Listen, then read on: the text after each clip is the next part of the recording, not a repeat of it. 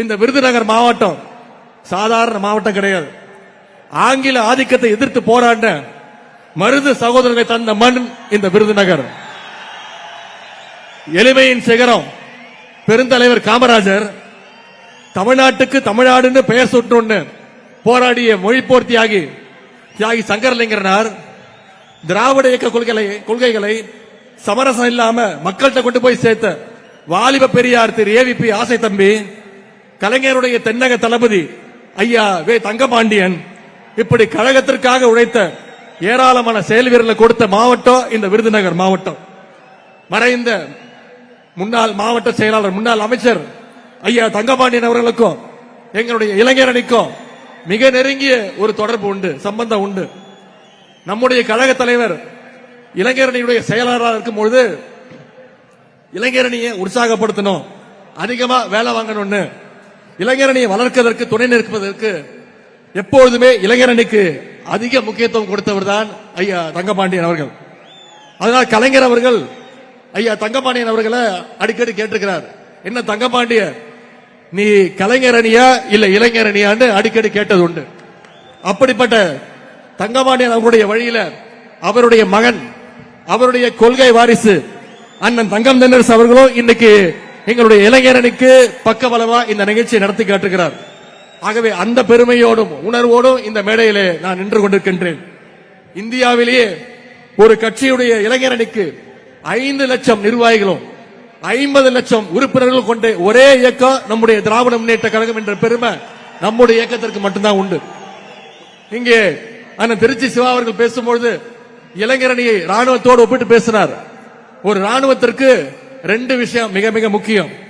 ஒன்னு organisational strength, அதாவது அடிப்படை நிர்வாக ரீதியான கட்டமைப்பு பலம். 2வது ஒபீடியன்ஸ், தங்களுடைய தலைவர் என்ன சொல்றாரோ அதை கட்டளையோடு கட்டுப்பாட்டோடு களத்தில் இறங்கி செஞ்சு காட்டுவது.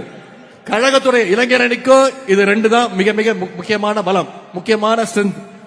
மாநிலம், மாவட்டம், ஒன்றியம் முதல் பூத் வரைக்கும் இன்னைக்கு நிர்வாகிகள் கொண்ட ஒரு வலுவான அமைப்பு பலம் நம்முடைய இளைஞரணிக்கு உண்டு. அதே மாதிரி கழக தலைவர் அவர்கள் சொல்ற எந்த விஷயத்தையும் உடனடியாக களத்தில் இறங்கி செஞ்சு முடிக்கிற சாமர்த்தியமும் நம்முடைய இளைஞரணிக்கு உண்டு.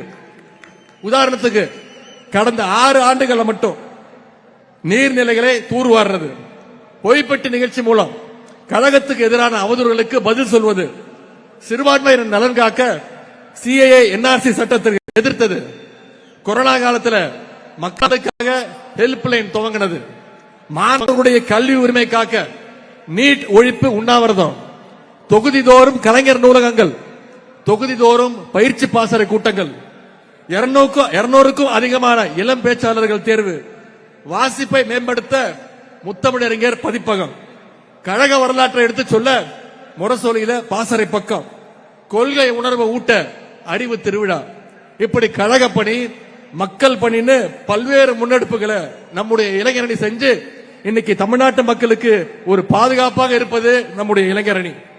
ஆனா எந்த அமைப்பு பலமும் இல்லாம, எந்தவித கட்டுப்பாடும் இல்லாம, கொள்கைனா என்ன, லட்சியம்னா என்னன்னு எதுவுமே தெரியாம வெற்று கூச்சல் போடுகின்ற ஒரு கூட்டம் இன்னைக்கு தமிழ்நாட்டில் சுத்திக்கிட்டு இருக்கு. அவங்களால தமிழ்நாட்டுக்கு எந்த வித பயனும் கிடையாது. இன்னும் சொல்ல போனா அவங்களால அவங்களுக்கே எந்த பயனும் கிடையாது. இத தமிழ்நாட்டு மக்கள் விரைவில் உணர்த்துவாங்க. இன்னைக்கு நம்முடைய திராவிட முன்னேற்ற கழகம் துவங்கப்பட்டு 75 ஆண்டு தாண்டி பவள விழா தாண்டி போயிட்டு இருக்கிறோம். இன்னைக்கு திமுகவுக்கு வயசு 76. ஆனா இன்னமும் அதே இளமையோடும் வீரத்தோடும் போர்க்களத்தில் நிற்குது நம்முடைய திராவிட முன்னேற்ற கழகம். அப்படிப்பட்ட நம்முடைய கழகத்துடைய சோல்ஜர்ஸ் ட்ரெயின் பண்ணி அனுப்புற அணிதான் நம்முடைய இளைஞர்ங்கிறத நீங்கள் உணர வேண்டும்.